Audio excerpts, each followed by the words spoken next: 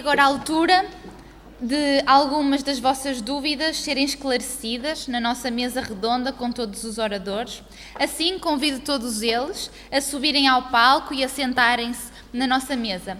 Todas as perguntas que não forem agora respondidas vão ser posteriormente por e-mail com o e-mail que nos deixaram nas folhas. Dou a palavra aos oradores. Alguém nos perguntou assim, por que se costuma associar algumas doenças ao espiritismo, a questão talvez espiritual, como, por exemplo, o autismo. E se o autismo seria uma doença kármica. Nós precisamos entender que todo adoecimento da criatura humana, ele é primariamente espiritual. Quando nós dizemos isso, nós não estamos dizendo que as doenças, elas são oriundas de um processo de obsessão. O que a gente está dizendo é que nós adoecemos porque nós nos desligamos ou nos desconectamos da lei de Deus. Alguém pode dizer aí, mas se a gente fica resfriado, isso é espiritual? Olha, a gente tem algumas doenças que elas são questões eminentemente fruto da gente estar encarnado nessa terra. E a gente está encarnado nessa terra por questão espiritual. Se a gente fosse um pouquinho mais bonzinho, um pouquinho melhor, a gente estava num planeta melhor do que esse. Então nós temos essas companhias lindas e maravilhosas que a gente tem por aí, ultimamente, das quais a gente reclama muito, porque é tudo amiguinho da gente, é todo mundo na mesma sintonia. Eu ouvia a parte final da fala da Antônia e brincava ali com Dona Isabel, que a questão nossa, que a gente é igual vereador e deputado. Antes de reencarnar, a gente promete tudo. Depois que a gente reencarna, a gente não faz nada. Nada, nada, nada. Então, nós somos doentes. A doença real nossa chama-se egoísmo, com as suas excrescências. E esse egoísmo, ele faz com que a gente passe determinadas dificuldades. Quando alguém diz que a doença é kármica, na realidade, o adoecimento é sempre resultado ou resultante dos nossos atos das vidas anteriores. Só que nós precisamos entender essa questão kármica não como castigo, porque a gente não adoece porque Deus castiga. Deus não castiga ninguém. Bom, alguém pode me falar assim, lá no Evangelho segundo o Espiritismo está escrito assim, no século XIX, se fosse escrito de outra forma, o pessoal não ia dar atenção. É uma linguagem. Mas Deus não castiga ninguém. Existe uma lei. Se a gente não cumpre a lei, a gente cai na penalidade da lei, que vai fazer com que a gente cumpra a lei. Então, estar doente não é um castigo, estar doente é uma oportunidade de se curar. Se a gente aprender a utilizar a nossa doença para a nossa renovação, a vida vai ser diferente. Em vez de ficar perguntando assim, por que eu sou diabético? Pergunta, para que a gente fica diabético? O que o diabetes ensina a gente? Em vez da gente perguntar, porque isso veio aqui, talvez tenha algum vínculo familiar, por que eu tenho um filho autista?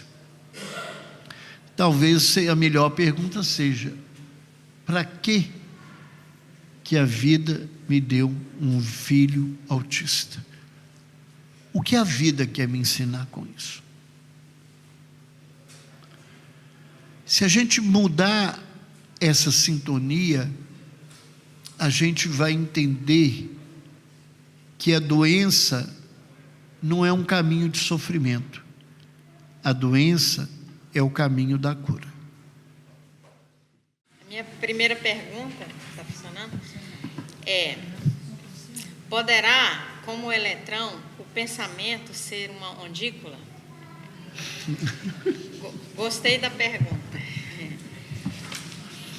Então, o pensamento, tem alguma coisa para se dizer sobre o pensamento, né? Que quem pensa é o espírito. Nós espíritos é que pensamos, não é o nosso corpo. Você é uma partícula ou uma onda? Eu sou uma ondícula. Então,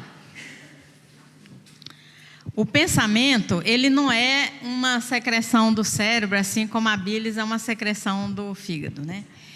O pensamento é o espírito que pensa. Então, no livro Mecanismo da Mediunidade, que é um livro que agora todo mundo já é iniciado em física quântica, eu recomendo fortemente. É um livro que nós estudamos, né, Paula? Então, o André Luiz, ele explica muito sobre essa questão do pensamento. É o espírito que pensa. Então, olha só, todo o nosso corpo é formado de átomos. Aqueles elétrons nos átomos, né, eles mudam de camada emitindo um fóton. Mas como não é o corpo que pensa, é o espírito que pensa, mas tem igualmente os psiátomos. E tem os bíon, que é o eletrão espiritual. E são eles que se modificam, né? Eles que mudam de camadas, variando a energia e emitindo uma onda mento-eletromagnética, que é o pensamento. Correto? Então, André Luiz fala lá no Mecanismo da Mediunidade que o nosso pensamento é uma onda mento-eletromagnética que, inclusive, viaja com a velocidade maior que a da luz. É instantâneo, é tudo coisa. Então, essa onda que nós emitimos, que é o pensamento, que tem uma velocidade maior do que a da luz e tudo, pode também, em determinadas condições, se for preparado o aparato experimental, se comportar como partícula, por que não? Como disse o de Broglie, que privilégio é esse? Se a onda pode se comportar como partícula, as partículas podem se comportar como uma onda, né? Então, se o campo eletromagnético, os fótons têm natureza dual, as ondas do pensamento, mentomagnéticas também, com certeza, devem ter natureza dual. Outra coisa muito interessante que tem lá no livro, que a gente estuda, é que é o seguinte: quando os tipos de pensamento que nós temos, quando esse pensamento é um pensamento assim vulgar, de preocupação, são os átomos como um todo, os átomos espirituais, né, os psiátomos que vibram, chacoalha. Isso emite um determinado tipo de energia que é fraquinha. Se for uma pressa, ela bate no teto e já para ali. Numa situação mais ou menos de yoga, a pessoa assistiu a aula da Andressa, uma semana de yoga, ela já está melhorzinha. Esse tipo de meditação que ela faz, de reflexão, de oração, é um tipo de pensamento que são os elétrons que vibram, né? Os elétrons espirituais, os eletrões espirituais, que é os bion. Mas no estado de profunda mesmo meditação, que ele diz que a gente só consegue atingir nas dores indizíveis, em situações muito privilegiadas, são os núcleos dos átomos espirituais que vibram. A energia do tipo radiação gama, né? Essa sobe que nem um foguete Então, os nossos pensamentos têm essas intensidades também, sabe? Que está relacionado com a vibração dos átomos espirituais. Tudo isso está no Mecanismos da Mediunidade, o livro da série André Luiz, que é física purinha, que vale a pena mesmo ler e estudar. Nós vamos alternando? Eu vou fazer batota, vou fazer uma pergunta aqui. Em continuação a esse raciocínio, será que nós podemos dizer que nessa especificidade da ondícula, não é? Sendo o pensamento, então, uma onda, conforme o teor do nosso pensamento, sendo essa onda com uma menor ou maior frequência, relacionada com a massa e com a energia, será que quando nós emitimos um pensamento negativo, ele pode em nós próprios transformar-se numa partícula e, digamos que, afetar de alguma forma até a nossa estrutura física, nesta relação que nós fazemos entre mente e corpo? Com certeza. É exatamente isso que o André Luiz fala lá. A energia física como a espiritual, ela depende da frequência. Quanto maior a frequência, maior a energia, né? O pensamento é isso. Então, a intenção do pensamento, ele é capaz de mudar todo o nosso campo, fazer alterações. A gente não sabe exatamente como, né, controlar isso, mas a gente sabe que ele tem esse poder, né? E as energias, por exemplo, uma das coisas que eu pensei muito é que quando você tem um pensamento bem profundo, bem elevado, que é a radiação gama, como que isso não destrói o nosso corpo? Porque radiação gama é aquela que a gente usa para quimioterapia e tal, né? Mas a energia espiritual não, ela é boa, né? Então, canaliza de acordo com a intenção, né? É a vontade da pessoa naquela energia é que manda, né? Tá, eu vou ler a pergunta, embora na própria pergunta ela mistura conceitos, entende? Enfim, vou ler. Podemos dizer que meditação e auto-hipnose são semelhantes? Isso seria uma determinada pergunta. Mas a pessoa continua. Por exemplo, quando fazemos um exercício para mudar uma emoção associada a uma crença, ou isso é mais um exercício de mentalização? Primeiro, a gente teria que fazer uma diferenciação que meditação não é auto-hipnose. Auto-hipnose seria uma coisa, meditação é outra. Ou seja, apesar da pergunta estar com uma certa mistura, né? O fato de eu fazer um exercício para mudar uma emoção associada a uma crença, talvez esse exercício esteja mais próximo de uma ideia de um exercício de mentalização, mas daí aqui temos três coisas. Exercício de mentalização seria uma coisa, meditação seria outra e auto-hipnose outra, entende? É quase como esse exercício de mentalização tivesse mais próximo do tipo, vou ter pensamentos positivos agora. Então, assim, pensamentos positivos, pensamentos positivos, pensamentos positivos. Está chovendo, pensamento positivo. Faz sol, pensamento positivo. Ou seja, você está numa tentativa de redirecionamento daqueles pensamentos que estaria mais próximo dessa ideia de exercício de mentalização. E meditação é outra história, né? A meditação como eu disse, aqui na palestra eu falei de uma forma muito básica e muito superficial, mas no fundo a experiência dela, né, ela aciona algo internamente que faz uma mudança cognitiva e uma mudança vivencial. No fundo, o grande reflexo dela é na nossa ação. E não é por uma questão de uma ideia lógica, ou do tipo, eu não sento para meditar, para modificar aquele determinado pensamento ou aquela determinada emoção. Ou seja, eu sento com a questão de atenção plena, ou de sustentação de atenção. E esse exercício, quando vira uma prática, ele faz com que algo dentro de mim se transforme, né? Que vai se aplicar a inúmeras dimensões da minha vida. E daí tem a questão de que não é o que eu falo, mas é o o que eu sou, ou seja, as minhas atitudes, as minhas ações, né? Porque Importa é isso, são os meus exemplos, é como eu reajo às coisas, é como eu lido com as coisas. Então, a meditação ela é algo muito mais sutil, né? E profundo. E aqui a questão de exercício, de mentalização, eu diria que é algo mais superficial, não que não tenha os seus efeitos, tem, daí a gente poderia pensar em alguns livros que vão em direção a isso, entende? É óbvio que 1000 vezes é melhor eu ter uma postura, mesmo que ela seja artificial, do tipo, a vida é boa, a vida é boa, a vida é boa, do que eu não ter parâmetro nenhum e acontecem as coisas da minha vida e eu choro, e eu penso mal, e eu, enfim, né, não tenho resiliência. Óbvio que quem tem aquela outra postura, mesmo que artificial, ela vai ter um resultado melhor e as questões vão se desenvolver de uma forma mais positiva, mas são coisas diferentes. Espero ter respondido. A próxima pergunta é meio dramática. O que é casamento kármico? Meu Deus. Se eu casasse com a Antônia, eu nem sou casada. Enfim, vamos ver nesta vida, para ver como é que as coisas são. Olha, primeiro a gente precisa de compreender o que significa karma. Karma quer dizer ação.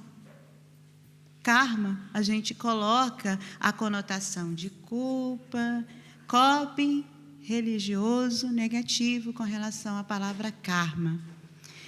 Nós temos falado repetidamente hoje, o Roberto falou, a Alessandra falou, Célia Dantas falou, a Paula falou, falando sobre o nosso objetivo da reencarnação. Então, existe a definição de casamento sacrificial, que é aquele em que um ser abnegado se compromete com o outro irmão por amor, aí vem passando aquela situação, mas o ser está envolvido e compenetrado, esse não se queixa. Então, nós temos a história que eu acho linda, que é de Alcione, que amava de maneira extrema aquele sujeito, Polos, e ela reencarnou sem necessidade para auxiliar, mesmo não se esposando com o mesmo. Então, isso eu acredito que, assim, eu não me coloco nessa posição, não tenho a mínima condição. Então, assim, poucos de nós estamos neste casamento sacrificial.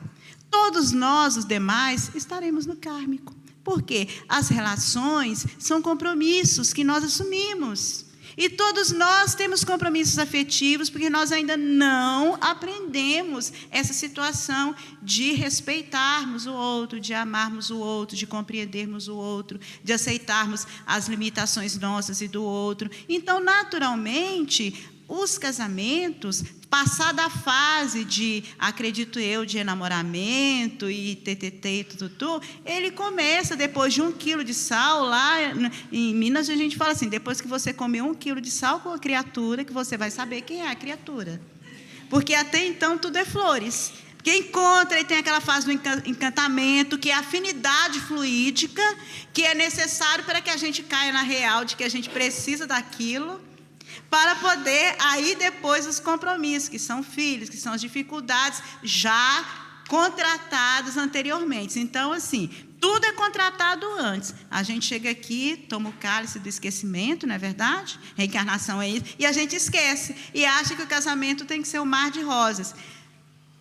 Pode ser, desde que nós trabalhemos para isso, assim creio eu. Dificuldades vai existir mesmo naquelas pessoas que não estão no compromisso de casamento. São pessoas que às vezes se casam sem ser casadas, ou seja, aquelas pessoas que estão juntas em uma instituição. Aí eu coloco a AME como exemplo.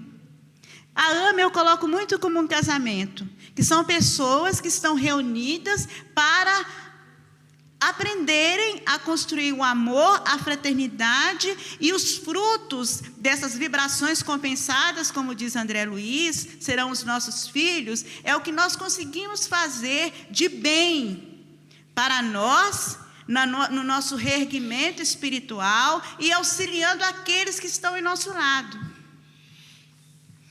Então, para a gente compreender o quão é amplo essa situação do casamento, muitas das vezes a gente não pega essa situação. Então, um casal que está em uma situação de dificuldade, talvez a pessoa que perguntou é porque está passando por dificuldade, a gente é sensível como mulher, que às vezes as mulheres também sofrem em uma situação difícil, e às vezes o homem também pode sofrer em uma situação difícil de incompreensão, mas é tudo para o nosso bem, e a gente precisa de saber quais as forças que nós temos para poder levantar a resiliência, porque senão a gente vai adoecer do coração, a gente vai ter depressão, e a gente não quer isto, né? Utilizar os nossos recursos, sabermos nos conhecer melhor, desenvolver o autocuidado, aprender a ter vínculos de amizade, interesses sociais, para que aquela relação não fique desgastada, que nós possamos trabalhar a questão do auto-amor. Bem, eu acho que é isso. Alguém falou sobre um problema familiar e fez uma pergunta se poderia existir alguma relação com a questão espiritual, com a influência da obsessão. Eu acho que eu já respondi isso na pergunta anterior. Como lidar com pessoas extremamente deprimidas, especialmente em alturas de depressão profunda? Fora a medicação farmacológica, como devem lidar os familiares com esse tipo de paciente muito deprimidos? A depressão é uma doença muito grave.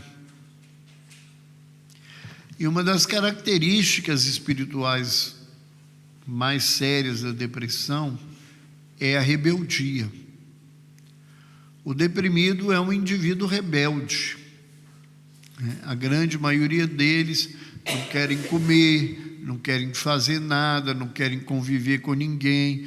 Tudo que você oferece, eles recusam na vida. Muitos deles recusam o tratamento, e não é incomum recusarem a vida na sua plenitude, tentando o autoextermínio.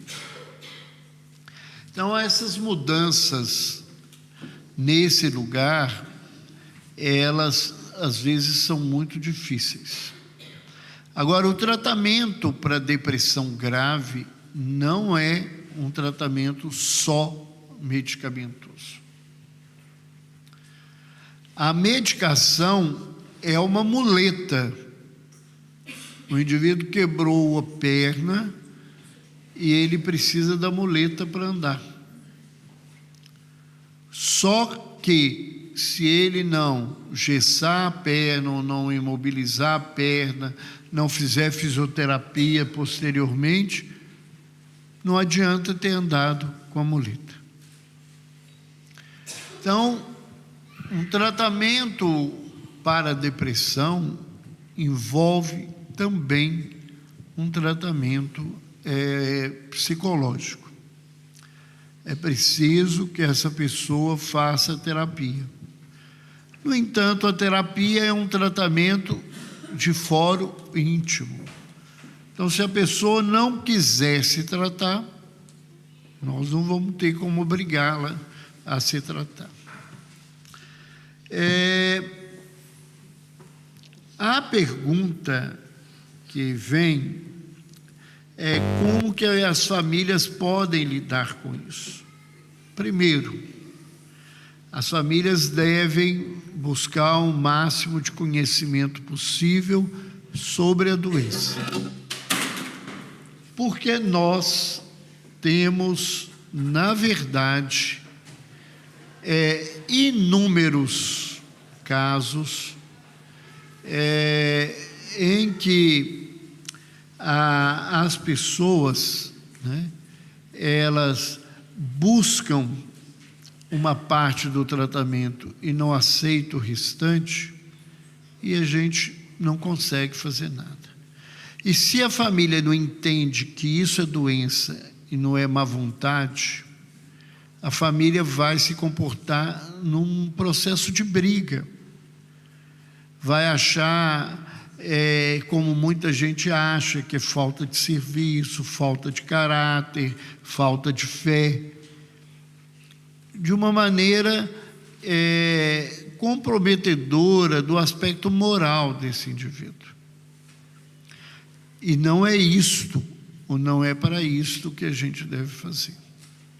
Então a família deve buscar entender a doença, a família deve buscar se tratar, porque provavelmente ela vai adoecer. À medida em que a gente vai lidando com o deprimido grave que não se ajuda, a gente vai perdendo energia.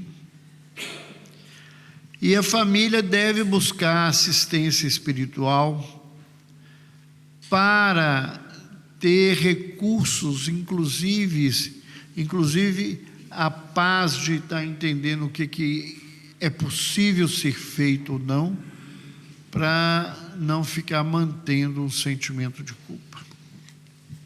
Como podem ser definidos no âmbito da física quântica, fluido cósmico e espírito? Então, na nossa palestra de hoje a gente tentou definir o fluido cósmico, né? Ele é o nada que é tudo.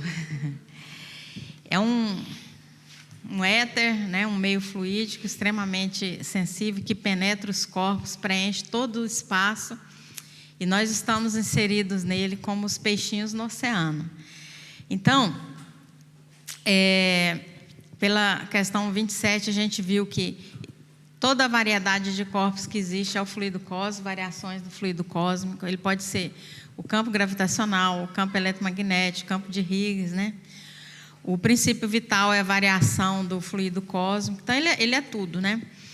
Quando a gente fala em física no vácuo, a gente já sabe hoje, aceitado, que o vácuo é uma mera expressão literária, não existe o vácuo. Existe um efeito em física que chama efeito Casimir, que se você coloca um átomo dentro de um vácuo, o eletrão, num determinado estado, com o tempo ele volta para o estado mais baixa energia. Então a gente fala assim que o vácuo chacoalha. Mas nesse estado aí, não é possível, não tem os aparelhos para detectar, né?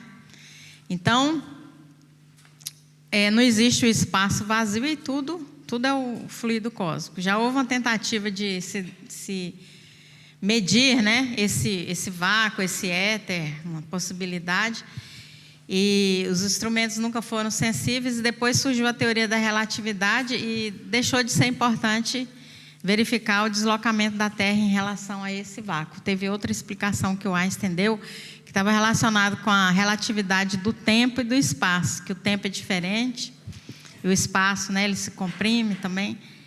Então, o fluido cósmico é o tudo, né? Agora, como que a gente pode definir no âmbito da física espírito?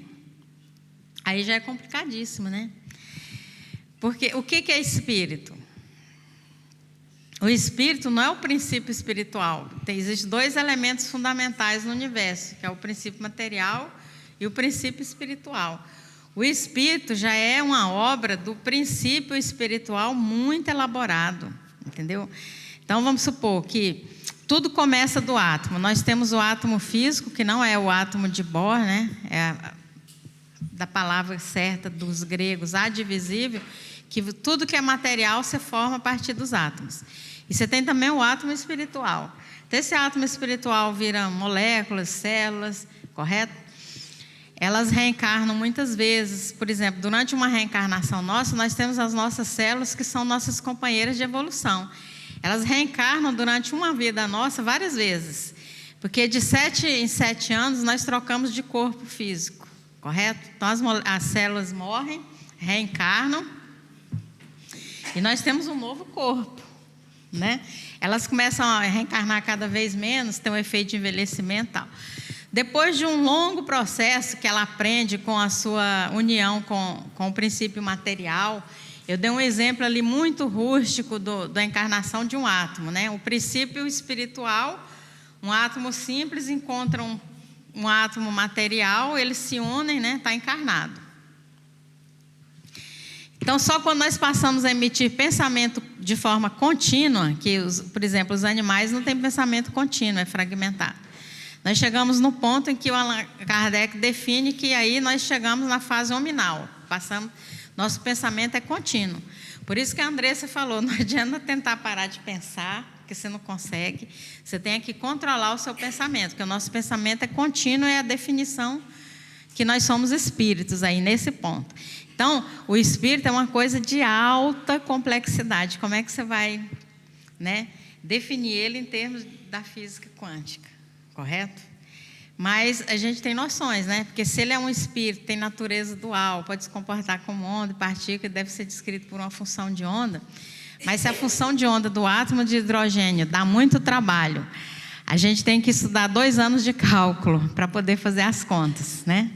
E agora imagina como que seria a função de onda de um espírito. Então, para nós, o nosso estado aqui é algo abstrato demais, né? Mas se ele é algo que, pelas características de massa que ele tem um comprimento de onda mensurável e tal, ele pode ser, né, nada impede, em termos de princípio, ele ser definido em termos das leis da física, né? Agora, essa parte espiritual, que não seja um espírito como um todo, durante todo o seminário aqui que nós estivemos assistindo, vários artigos aí publicados em revistas importantes, a gente viu que a maioria do pessoal da área de saúde já entende que você não pode explicar toda aquela complexidade do ser humano, até o processo de nascimento dele, só pela parte física. Realmente precisa de uma parte espiritual, então isso aí está sendo comprovado, né? Então, eu até coloquei do ponto de vista filosófico a descrição de um espírito pelas leis da física quântica. Mas é outro seminário, certo? Quem sabe a gente pode fazer por aí ainda, antes de ir. Que é o seguinte, os espíritos, por exemplo, eles atravessam as paredes, né? Quem atravessa a parede é a onda. O som é uma onda. A gente escuta do lado de lá o que os outros estão falando, né? Quem é mal educado. Porque a onda atravessa a parede. Então, o espírito, ele é uma onda, ele atravessa uma parede. Então, a gente tem os exemplos, por exemplo, Eurípides Barçanufo, que saía do corpo, ele estava aqui dando aula para o pessoal. De repente, ele tombava aqui, dormia, e saía, atravessava a parede, que a porta estava fechada, ele ia lá e fazia um parto. Ele ia com o seu corpo espiritual, que através da sua vontade ele fazia ele ficar visível e tangível, fazia um parto, voltava e contava para os alunos, né? Então, nós estamos vendo a manifestação dele, espírito, com o seu corpo espiritual, que inclusive ainda é material, se comportando como uma onda. E quando ele volta para o corpo, ele é uma partícula, correto? Adquirindo as propriedades de onda, de atravessar e tudo. Então, assim, é tudo possível, né? Dentro da filosofia. Agora, não fala em medidas no laboratório ainda, por enquanto, nos próximos séculos. Porque a questão do espírito, né, de tão sutil que acho que a gente vai ter que ter outro caminho para aceitar, né? Que não seja essa exatamente de medir, né? De comprovar, tal. Tem um amigo meu que é físico, ele fala assim, que no dia que sair na capa da Nature lá, que provou a existência de Deus no laboratório, aí ele acredita. Aí tá vendo por que eu me junto com os médicos espíritas? Porque os físicos espíritas estão mais para físicos ateus. Então, podemos considerar que toda a matéria, como o fluido cósmico, são formados de energia. Então, veja bem, princípio material, princípio espiritual. Matéria e energia é uma coisa só. O André Luiz fala lá, matéria é energia coagulada, correto? Se você der um choque muito grande num fóton, né, jogar uma luz num núcleo bem pesado, aquela energia some e aparece elétrão e a antipartícula do elétrão no lugar, correto? Então, matéria e energia, elas se transformam. O que é essencial que a gente aprendeu hoje pela questão 27 do Livro dos Espíritos é que o fluido cósmico ele tem natureza dual, ele tem natureza espiritual e material. E o mais é a gente estudando para aprender mais sobre o fluido cósmico, que é o nada que é tudo. Para o ano vamos continuar com as lições da nossa Célia. Já fica prometido? Vamos ser mais breve nessas duas últimas respostas. Alguém me traz o caso de uma criança com 7 anos, com um quadro grave, que está recebendo assistência médica, recebendo assistência no centro espírita, e nos pergunta da seguinte forma: como reagir ao fato da criança continuar persistindo com os sintomas graves da situação? Esse talvez é um grande desafio do aprendizado nosso. É claro que todo mundo quer ver a melhora de alguém, mas nós temos que entender que nem todas as pessoas recebendo todo tipo de assistência, isso significa que a pessoa vai melhorar. Porque nós não sabemos qual é o papel da dor, do desafio que as pessoas estão vivendo. E muitas vezes a retirada de um problema que nos parece uma solução pode ser um agravamento da vida daquela pessoa. Então, quando as pessoas me perguntam se eu oro para alguém ter saúde, eu falo, isso é sincero, eu normalmente quando oro, eu oro para que as pessoas tenham força para enfrentar as suas dificuldades. Porque eu entendo que a maioria de nós precisa de um freio na vida para poder parar, pensar em Deus e nas questões espirituais. Perguntaram também se haveria algum tipo de apoio para os familiares que não foi colocado aqui, né? Olha, esses familiares, eles precisam de atendimento, podem chegar até precisar de atendimento médico. Ter um doente mental na gravidade dessa criança aqui é um desgaste, é uma exaustão muito grande. E às vezes a família precisa de terapia, de assistência terapêutica para orientar o acompanhamento. E na casa espírita deve ser uma oportunidade de ajuda e amparo.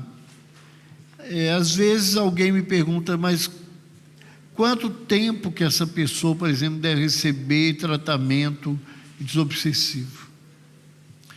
Não existe doença que você tem que tomar remédio a vida inteira, porque se você não tomar remédio você não melhora.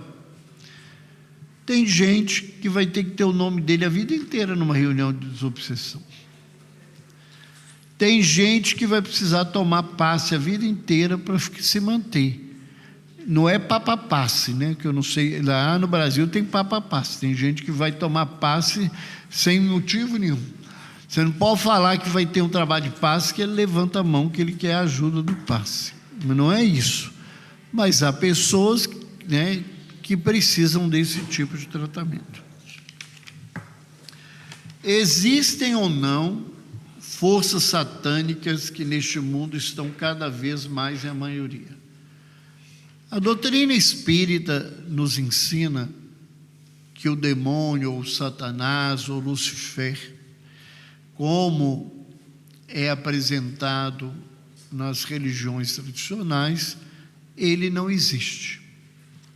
Todos nós somos criações divinas e com isso nós estamos fadados a uma evolução e uma perfeição relativa. Então, na verdade, o Satanás, ele não existe. E aquilo que nós chamamos de satânico nada mais é que a reflexão, ou reflexo, desculpa, das nossas imperfeições. Então, dizer que a Terra passa por conturbações muito pesadas, passa sim. Passa porque nós estamos num momento de muita dificuldade. E eu queria terminar isso aqui trazendo uma observação. Por que nós estamos enfrentando esse tipo de dificuldade?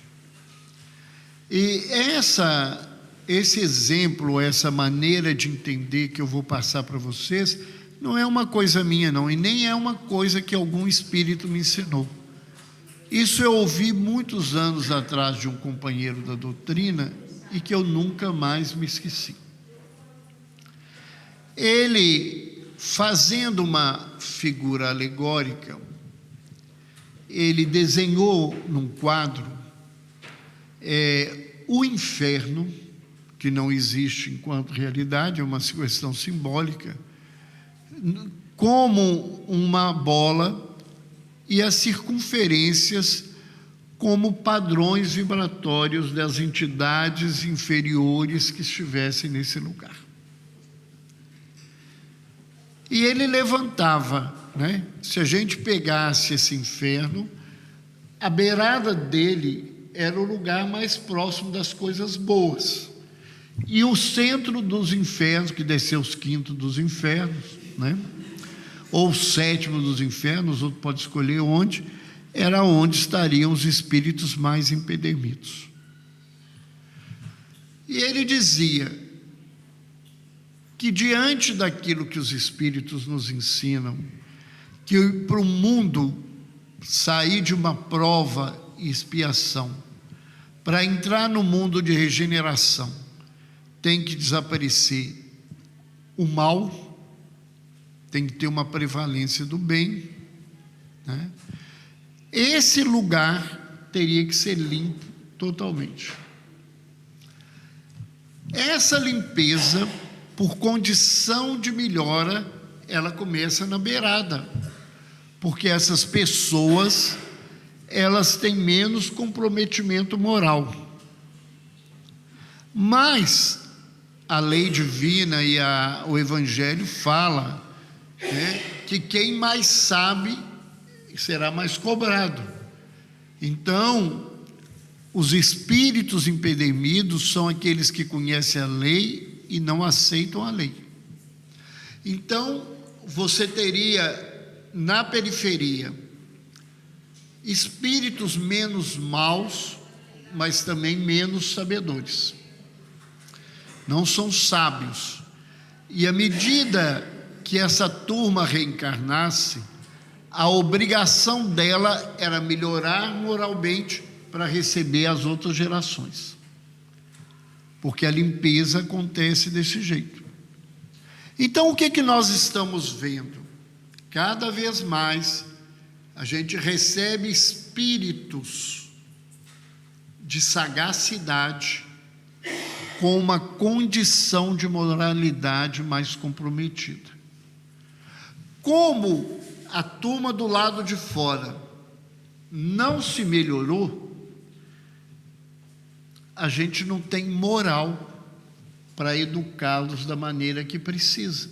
Então eles andam sendo uma dificuldade na nossa vida, porque eles cutucam as nossas feridas e nós não temos a sabedoria moral para calar, né? E a autoridade que eles obedecem é a autoridade moral.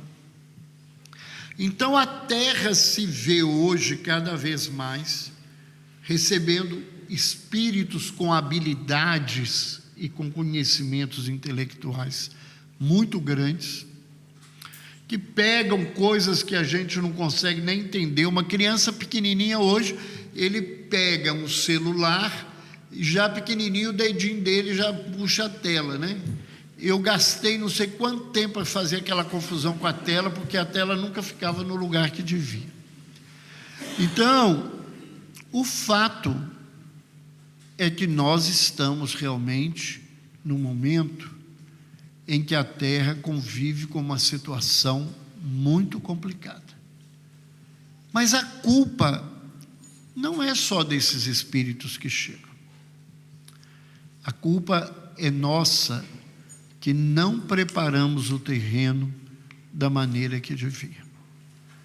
Se a gente tivesse se cuidado melhor, tivesse se aprimorado mais, tivesse feito maior bem para a humanidade, a gente teria mais força para lidar com esses espíritos. Então nós precisamos ter muito cuidado, porque isso não é o demônio, é a condição própria da Terra.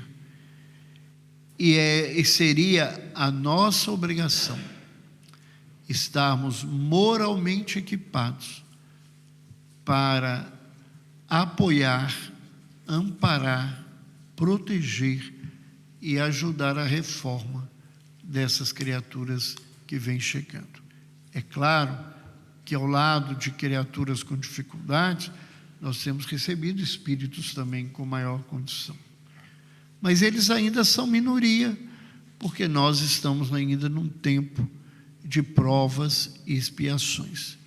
E quando vai chegar a regeneração? Não sei.